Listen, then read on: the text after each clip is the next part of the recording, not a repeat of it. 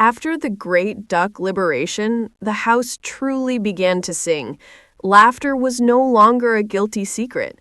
It was a daily sound, warm and easy. I had conquered the fear of the door and the fear of my own shadow. I was playing, eating, and relaxing on the sacred rug. My bond with the mom was almost complete. Her soft hands were predictable, their touch always signaling comfort and reward. I had learned the rhythm of her grace. It wasn't the sound of the world outside that scared me anymore. It was the sound of my own heart beating too fast beneath a hand that was trying to heal me. I could trust his voice, but I couldn't trust his touch. Yet one subtle barrier remained: the dad. He was the anchor of the house, the quiet force of stability, but he was also the most reserved. His love was immense, but it was conveyed through routine and proximity, never through sudden gestures. He was a master of space. He was always near, always watching, but he rarely initiated touch, and when he did, it was slow, hesitant, a careful stroke across my back followed by an immediate retreat. I knew why. He was the one who had lain on the rug in grief, the one whose hand had trembled the most when Max left. His pain was an internal geography, vast and silent. Perhaps he feared that his touch carried the scent of Max's final absence, or perhaps he simply didn't trust his own hands to love fully again, fearing the fragility of life. My own issue with hands was primal. In the world before, hands were either absent, abandonment, or aggressive, punishment or restraint. A raised hand meant a storm was coming. Even though the dad's hands were gentle, they were also large, capable, and crucially unpredictable. His movements were quiet but occasionally abrupt. A quick shift to pick up a tool, a sudden swing to close a door. These small, non-threatening motions would send a sharp spike of adrenaline through my body, a residue of trauma forcing me to flinch. I wanted to trust him. My loyalty demanded it. His quiet presence was the foundation of my security, and yet my nervous system was stuck on an old, corrupted setting, seeing his powerful hands as a potential source of pain. I realized that my final step toward full integration into this family wasn't about a place or an object. It was about accepting the language of his hands. We began the slow, frustrating work of rebuilding that language, word by simple word. The dad, recognizing the subtle tension in my shoulders whenever he moved quickly, began to introduce basic training, not for obedience, but for calibration. He used simple commands: sit, which was easy, and come, which was pure joy. But the hardest, the most profound command was stay. He would position me on the rug, stand a few feet away, and give the firm, low command, "Goldie, stay." His voice was steady, utterly reliable. My mind knew the safety of his voice. My body would instantly lock into position, my eyes fixed on his. But then came the hand. He would raise his hand, palm flat, the universal signal for halt. It was a necessary part of the command, a visual anchor. But for me, that hand, momentarily suspended in the air, was the echo of 1,000 painful memories. It was the hand that had pushed me away, the hand that had once delivered the final, non-negotiable farewell. The conflict was agonizing. My heart, full of loyalty, screamed, "Obey, remain." But my nervous system, a frantic sentry still guarding the walls of Kennel 7, screamed, "Flee, retreat. A raised hand means danger is imminent." I would tremble. My focus would flicker. I would often break the stay, inching forward driven by the desperate need to close the distance, to turn the halt sign into a come here invitation. The dad never reacted with frustration. He would simply sigh, a quiet, gentle puff of air that spoke not of Max's grief, but of the difficulty of my healing, and start over. This routine, repeated every evening after dinner, became a profound conversation between my trauma and his patience. It wasn't about the command, it was about the control. He was teaching me that he could stop my movement without inflicting pain. He was teaching me that a raised hand could mean boundaries, not blows. One evening, he tried something different. He gave the stay, but instead of raising the hand in the air, he lowered it. He placed his large hand, palm down, directly on the floor near my paw. The command was the same, but the gesture was transformed. The proximity was terrifying, but the lack of elevation, the absence of the threatening shadow, was a small concession to my fear. I managed to hold the stay longer that evening. My trembling was less severe. I focused entirely on the texture of his hand on the wood floor, still, predictable, and solid. I saw the network of lines and veins, the marks of a life lived. It was a good hand, a hard-working hand, and for the first time it didn't feel like a weapon. It felt like a foundation. The moment stretched. The tension built, not because of fear, but because of the immense effort required to overwrite a lifetime of bad memories. The dad, sensing the breaking point, finally released the command with a soft, "Okay, Goldie, good dog." I broke position not to run, but to place my nose gently under his waiting hand. I was testing the waters, saying, "I trust your voice, but tell me about your touch." He didn't move fast. He simply let his hand rest, receiving my investigation as a form of communication. That moment, silent and motionless, was the most profound breakthrough of our relationship. The progress was slow, measured in millimeters of tolerance. After the stay breakthrough, the dad began to reward my moments of stillness with quiet, deep praise, delivered from a slight distance. He was respecting the fact that my trust was still being built, brick by fragile brick. I was happy, confident, and deeply anchored in the house's routine. I thought the most difficult part of learning the language of his hands was behind us. I was wrong. The hardest lessons are often delivered not by intention, but by accident.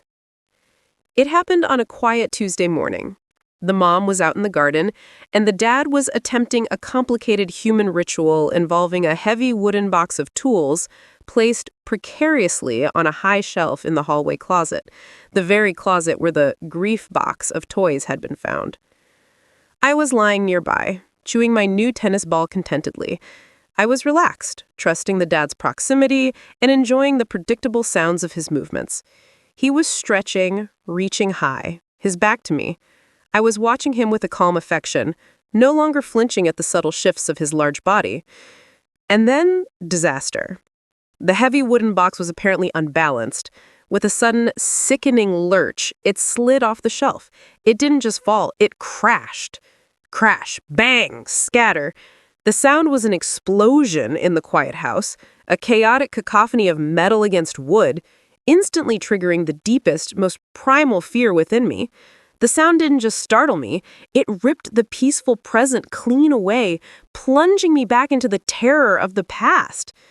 Chaos, danger, punishment. My reaction was immediate, automatic, and absolute. I didn't just jump. I sprang backward, scrambling across the floor, driven by the instinct to escape the source of the violent noise. I didn't stop to look. I didn't try to reason. I just moved. And in my frantic scramble, my body collided violently with the dad's legs. He was still turning to address the fallen box. My impact was sudden and unexpected. It wasn't a malicious attack, but a desperate, terrified collision of weight and speed. He lost his balance. He staggered, his arms flailing wide to catch the wall, trying to avoid falling onto the scattered tools. The sight of his arms moving fast, his body unbalanced, his face momentarily contorted in surprise, not pain, not anger, but pure, sudden shock, was the final, terrible trigger. My mind registered a massive, powerful form moving quickly toward me, armed with chaos. My body translated the scene instantly. Raised hand, attack imminent. I didn't flee. I froze.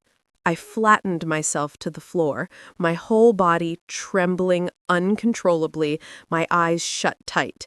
My tail clamped down hard. I was utterly defeated, surrendering not just to the perceived attack, but to the crushing certainty that I had failed the ultimate test. I had ruined the peace. I had caused the chaos. And now the deserved punishment would come. I was back in the moment of final abandonment, waiting for the final blow. I could smell his fear, the human scent of adrenaline, mixed with the sharp metallic tang of the tools. I lay there, waiting for the inevitable harshness of the hands that I had just begun to trust. The seconds stretched into an eternity of suspended terror. I lay on the floor, a trembling mound of fur and fear, waiting for the punishment that my traumatized mind insisted was imminent. The silence returned, heavy and absolute, broken only by the ragged sound of my own panting. My eyes were squeezed shut, refusing to witness the end of my life in the safe house. But the punishment did not come. The hands that I feared did not strike. They did not even move to clean up the chaos of the tools scattered around us. Instead, I heard the dad's foot shuffle slightly. He hadn't fallen, but he was holding completely still. He had managed to regain his balance and was now looking down at me, the source of his brief fright. I slowly, cautiously opened one eye. The dad was kneeling. He had lowered his body to my level, deliberately reducing his size and potential threat. His face was no longer contorted in shock, but softened by an immediate, profound empathy. He saw not the clumsy dog who knocked him off balance, but the terrified creature whose mind had just been ambushed by a traumatic flashback. He saw the shelter dog again, exposed and vulnerable. He began to speak, not in commands, but in a low, gentle stream of sound. "Oh, Goldie, you're okay. I'm okay. It was just the box. Just the box." He repeated the words like a mantra, grounding me in the present moment, separating the sound, the crash, from the threat, the memory. He did not rush. He did not extend his hand quickly. He let his large, capable hand hover near the floor, the same hand I had cautiously nudged in our stay sessions. He waited. He gave me the choice, the power of consent. My heart was still racing, but the panic began to fracture. My heart wanted to bolt, but my brain registered the lack of punishment, the presence of his steady voice, the deliberate slowness of his movements. It was an overwhelming contrast to every harsh hand I had known. This was the final, most crucial test of our fragile confidence. My instinct was to flinch and run.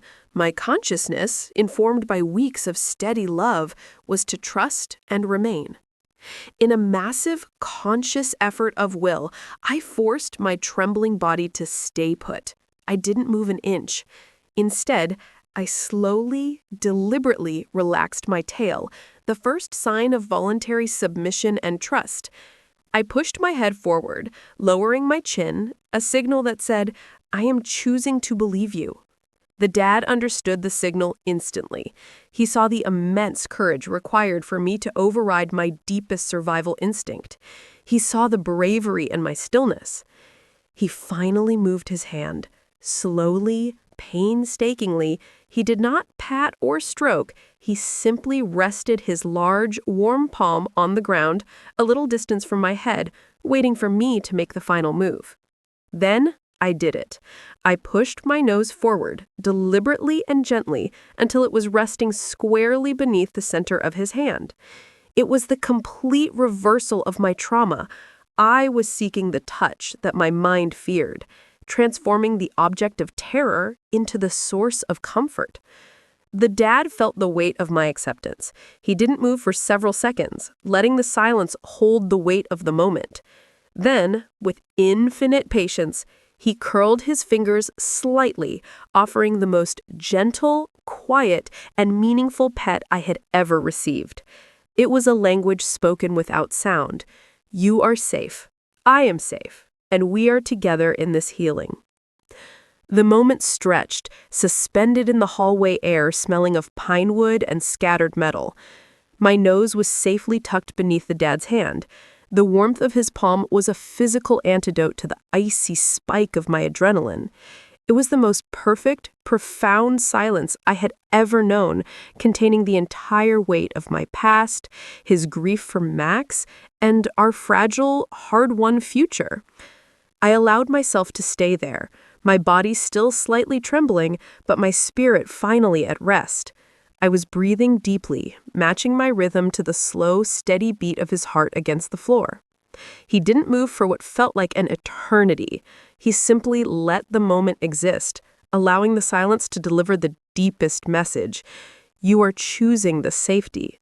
It wasn't a reward for a trick, it was the validation of a terrible struggle. He was acknowledging that overcoming my trauma required more bravery than any feat of obedience. I began to process the paradox of his hands. They were the hands that had caused the sudden, terrifying noise by knocking over the box. They were the hands that represented the immense power of humanity to both build and destroy. Yet, they were also the hands that had brought me out of the cold shelter, the hands that now offered unwavering stillness. I realized that the fear I carried wasn't about these specific hands, but about the memory of hands, the generic, cruel archetype of abandonment and force. By remaining still, by letting me choose his touch, the dad was helping me rewrite the definition of hand in the dictionary of my heart. The old entry read, hand, danger, flee.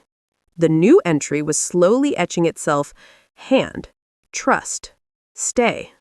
The most beautiful revelation was the connection between his past and mine.